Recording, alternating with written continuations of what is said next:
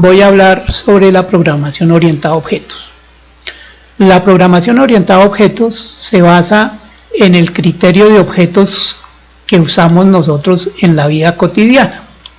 Por decir alguna cosa, si vamos a hacer arroz, cogemos un objeto que se llama arroz, cogemos un objeto que se llama olla, cogemos otro objeto que se llama agua, lo ponemos en otro objeto que se llama estufa y preparamos el arroz.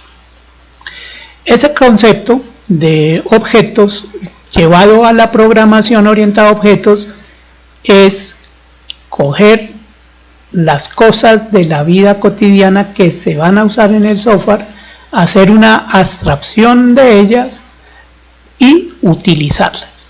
¿Qué es hacer la abstracción? Para explicar esto voy a hablar del ejemplo, del ejercicio que vamos a realizar en esta clase, que es el ejercicio de una cuenta bancaria.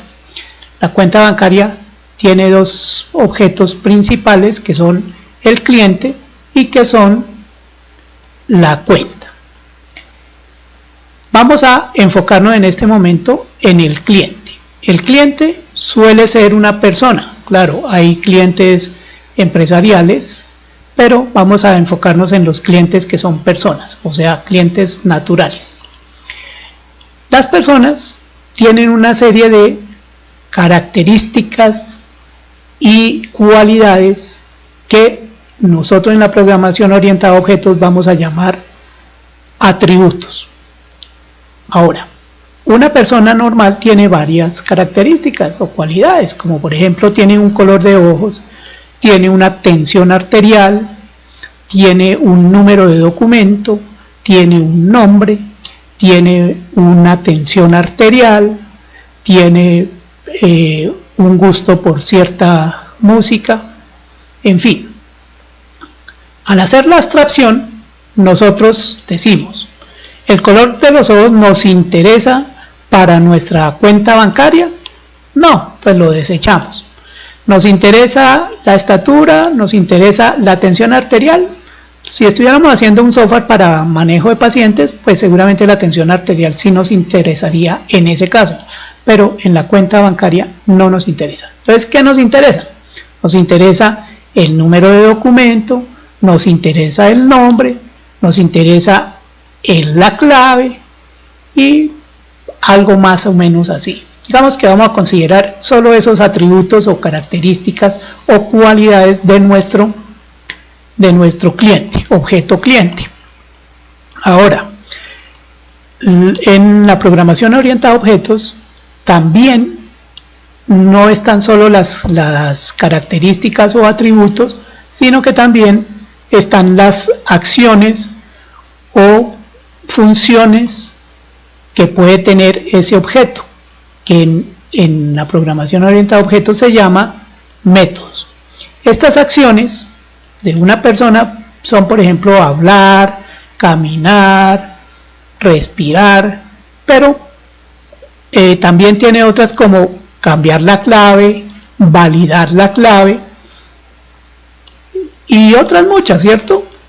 Ahora, al hacer la abstracción nos vamos a concentrar solo en las dos que nos pueden interesar o que podemos utilizar dentro del software, que son el modificar la clave y validar la clave. Esas son las únicas que vamos a tomar para nuestro ejercicio. Por otra parte, en la programación orientada a objetos se manejan dos cosas que son importantes y es importante tener claridad cuáles son ellas y en qué se diferencian. Una son las clases y otras son los objetos propiamente dichos. Las clases son plantillas. ¿Qué es una plantilla? Para explicar qué es una plantilla, consideremos una profesora que está en preescolar, se aproxima el Día de la Madre, ella tiene 30 alumnos y quiere que para el Día de la Madre cada alumno le haga una tarjeta a la mamá. Y se le ocurrió que va a pintar unas flores y que los niños las van a decorar con escarcha, con colores, con plastilina, en fin, con diferentes cosas. Cada niño podrá expresar su creatividad al rellenar la flor.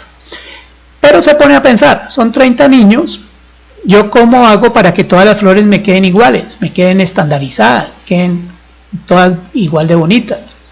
Entonces a ella se le ocurre coger una cartulina, dibujar la flor, recortar la flor y después poner esa cartulina en cada una de las tarjetas y siluetear la flor para que los niños la llenen de colores y de decorados.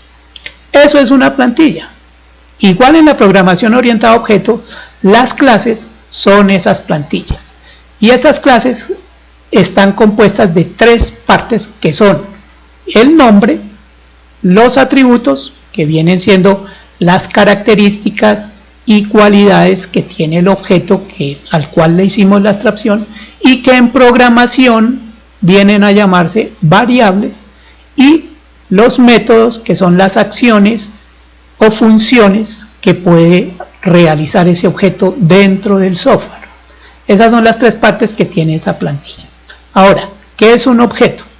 Cuando el programa está corriendo y nosotros necesitamos utilizar un objeto cliente, creamos una instancia de él que viene siendo la concreción de una clase en la RAM, en la memoria del computador.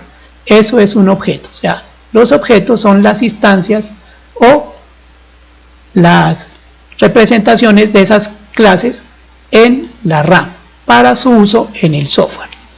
Esa es la diferencia entre los objetos y las clases. Ahora,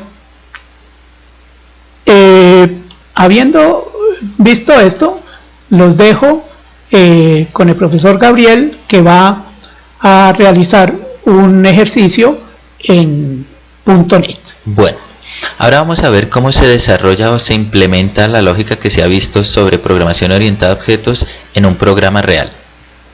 Para eso vamos a utilizar el entorno de desarrollo OIDE, se llama visualstudio.net. Bueno, para crear un nuevo proyecto basta con dar clic o en la opción de nuevo proyecto o en archivo en nuevo proyecto. Una vez hecho esto, el entorno nos va a mostrar una serie de opciones. Al lado izquierdo vamos a ver los diferentes templates o plantillas o tipos de proyectos que podemos crear dependiendo del lenguaje. En este caso vamos a escoger C#. Dentro de C# también podemos escoger otro tipo de proyectos. Para este caso nos interesa que sea un proyecto Windows, y como lo que nos interesa es explicar o profundizar en la programación orientada a objetos, vamos a seleccionar un aplicativo de consola. Una vez abierto el proyecto, nos muestra este código o un código ya preconstruido. El código o este archivo de código está compuesto de 3 partes. La primera parte, en la zona superior de la hoja, son todos los using o import, o es el llamado a las librerías o códigos o programas ya preconstruidos por otras personas que nos permiten tener funcionalidades ya hechas y de esta manera reutilizar el código. La segunda parte es el namespace o package para los que utilicen Java, que es cómo vamos a agrupar de manera virtual nuestras clases. Si una clase tiene nombre y apellido, podemos decir que el namespace es el apellido de la clase. La tercera parte ya es la clase como tal. Nuestra clase está compuesta también por 3 partes, como ya se explicó. Para hacerlo más claro, voy a construir una nueva clase, no la que viene inicialmente, sino vamos a crear una nueva. Entonces, para crear una nueva clase, simplemente vamos al explorador de soluciones. Sobre el proyecto que acabamos de crear, vamos a dar clic derecho y en la opción de agregar vamos a escoger nueva clase. Entonces, siguiendo con el ejemplo que se había mencionado sobre el banco, vamos a crear una clase que se llame cliente, la cual, como ya se mencionó, nos va a tener las 3 partes: los using, el namespace y la clase. La clase está separada en tres partes. Por un lado, el nombre, donde el nombre es la palabra que viene inmediatamente después de la palabra reservada class, y por buenas prácticas la primera letra del nombre debe ir en mayúscula y sin espacios. La siguiente parte o la siguiente sección que compone la clase son los atributos, y la tercera parte son los métodos. Antes de continuar quiero aclarar, estos dos símbolos o los dos barras o los dos slash son comentarios, es decir, todo el texto que haya después de eso no va a ser tenido en cuenta a la hora de correr el programa. Los atributos son las cualidades y en programación las variables que van a representar las cualidades que queremos de nuestro objeto. Para el ejemplo del cliente tenemos que identificar cuáles son esas cualidades que nos interesan. Como ya se mencionó, no es necesario representarlas todas, sino solamente las que son de relevancia para nuestro ejercicio, para nuestro desarrollo. Entonces, veamos, ¿cuáles son las que nos interesarían para el cliente? Pues nos puede interesar el número de documento, nos puede interesar el tipo de documento, nos va a interesar el nombre del cliente, la dirección, la fecha de nacimiento. Entonces es muy importante tener muy claro realmente cuáles son las cualidades o esos atributos que queremos representar, porque de esto depende qué variables vamos a crear. Luego de tenerlas bien claras, pues también tenemos que aclarar cuál es la información o el tipo de dato los datos que vamos a guardar en cada una. Por ejemplo, podemos decir el número de documento es una cadena de texto que en C# lo vamos a poder almacenar usando un string.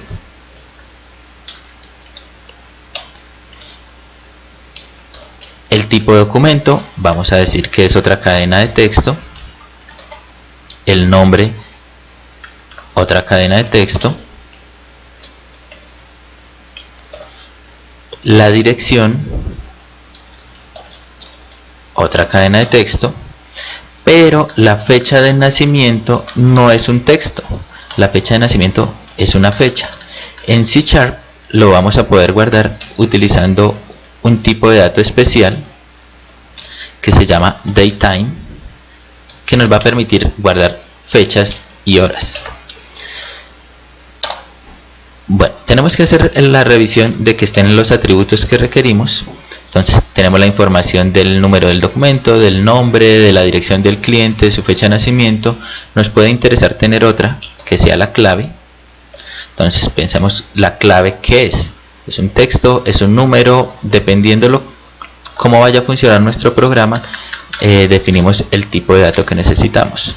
En este caso yo voy a definirlo como un número. Bueno, explicados qué son los atributos, cómo se representan los atributos en código, pasemos a explicar los métodos. Los métodos son esas acciones que puedo realizar con mi entidad dentro de mi programa. Para programación eso se hace utilizando funciones. Las funciones, 4 partes. La primera parte va a ser lo que retorna.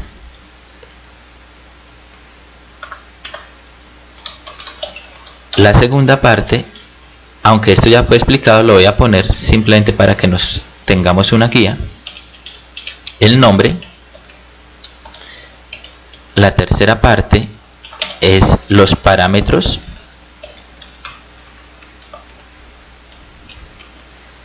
Y la cuarta parte ya es el código como tal, o las funcionalidades que va a realizar. Entonces, la primera parte, voy a hacer el ejemplo de cómo nuestro cliente puede realizar la acción de cambiar su clave, que es una de las acciones que nos interesan. Al igual que los atributos, no es necesario representar todo lo que puede hacer un cliente, sino solamente las acciones que nos interesan con respecto a nuestro sistema. Entonces, la primera parte dice, ¿qué retorna? Yo voy a decir que cuando cambie una clave, voy a decir que mi función me retorne si pudo o no pudo cambiar la clave. Ese pudo o no pudo, pues es un falso o un verdadero. Entonces voy a retornar un bool. La segunda parte, que es el nombre, debe ser sin espacios, una única palabra. Bueno, varias palabras, pero sin espacios. Cambiar clave. La tercera parte, que son los parámetros dentro de paréntesis, son todos los modificadores a esa acción, o todos los atributos o las variables que necesito para que mi función actúe de una manera u otra manera. En este caso, yo quiero recibir una clave anterior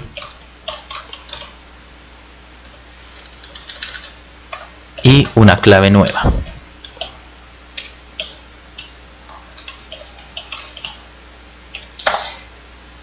La cuarta parte ya es la realización del código.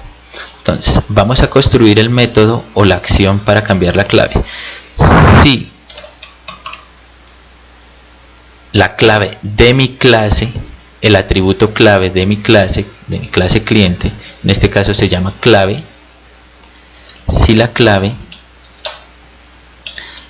es igual a la clave anterior, significa que si sé la clave anterior, por tanto sí puedo cambiar o poner la clave nueva. Y entonces en mi clave voy a poner la clave nueva y retornaré un verdadero. En caso contrario, retornaré un falso y no hago un cambio de la clave. Ya tenemos nuestra plantilla de la clase cliente, es decir, todo lo que en código nos permite representar a un cliente. Ahora sí, vamos a crear el objeto, es decir, la entidad ya en memoria con esta plantilla. Antes de continuar, es necesario mencionar que no todas las atributos y no todos los métodos pueden ser vistos desde todas las clases. Por eso, y aunque esto va a ser tema, más adelante se va a explicar, es necesario que pongamos una palabra reservada que es public antes de la función para que nos permita accederla desde otros sitios. Como digo, más adelante será explicado. Ahora sí, tenemos esta plantilla, pero yo necesito es que crear un objeto tipo cliente con esta plantilla desde otra parte de mi programa. Por ejemplo, yo estoy desde una ventana donde quiero crear mi cliente, pero esa ventana no es la plantilla del cliente. En este caso, yo tengo otro archivo, otra clase, que es la clase program, donde voy a crear el cliente. Para crear el cliente, sencillamente debemos crear una variable que tenga un tipo de dato como que sea el mismo nombre de la clase que acabamos de crear. Por ejemplo, voy a crear un cliente, tipo de dato cliente, la variable se llama client1, y para instanciarlo en memoria, es decir, para crear el objeto como tal, se utiliza la palabra reservada new. Y a continuación, el tipo de dato que estoy creando o la plantilla que estoy utilizando. Entonces, para explicar un poco esta línea, estoy creando una variable client que utiliza una plantilla que se llama cliente, que definimos en otro archivo. Veamos cómo podemos utilizar las diferentes acciones, es decir, cómo le podemos decir ya a este objeto que ya acabamos de crear que realice la acción o las acciones que tiene permitidas. En la plantilla anterior se creó un método que se llamaba cambiar clave. En este caso aquí lo podemos ver cómo aparece y recibe dos números. Entonces voy a poner la clave anterior y la clave nueva. De esta manera estamos haciendo la invocación de una de las acciones que puede realizar. Ahora vamos a hacer la invocación de este método, es decir, pedirle al cliente que realmente cambie su clave.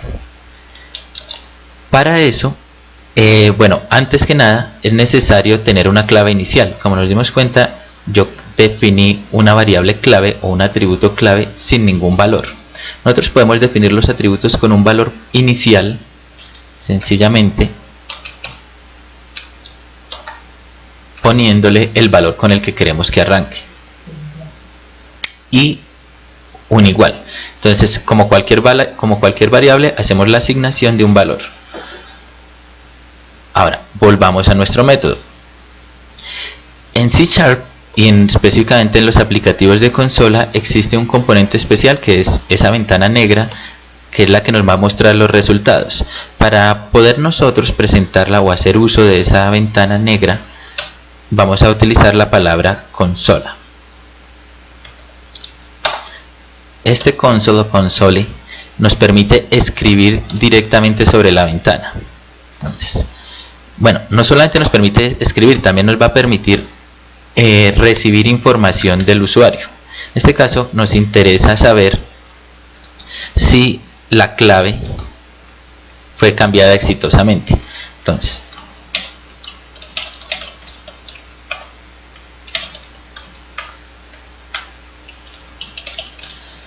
listo. Para eso, como sabemos, la función cambiar clave nos retorna un falso o un verdadero, dependiendo si la clave se pudo cambiar o no. Entonces vamos a crear una variable que nos almacene el resultado de si la clave pudo ser cambiada o no. Y vamos a hacer una condición que nos verifique si la clave fue cambiada, muestre un mensaje, y en caso contrario muestre que la clave no pudo ser cambiada.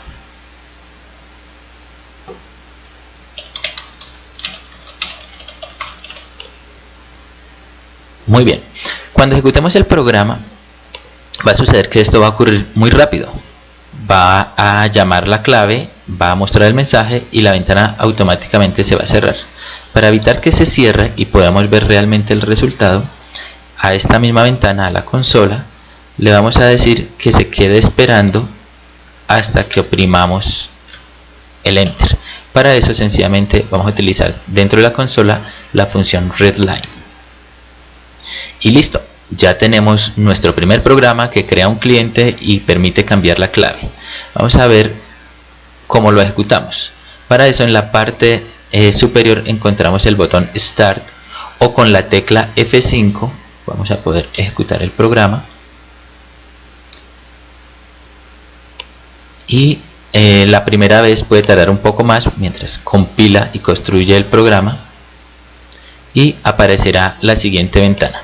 Como ven, sale el mensaje de que la clave se cambió exitosamente. Eso es porque yo di la clave correcta. ¿Qué pasa si la clave original no es la correcta? Pues volvamos a ejecutar nuestro programa y va a salir el mensaje de la clave no pudo ser cambiada. Simplemente damos Enter y se debe cerrar nuestro programa.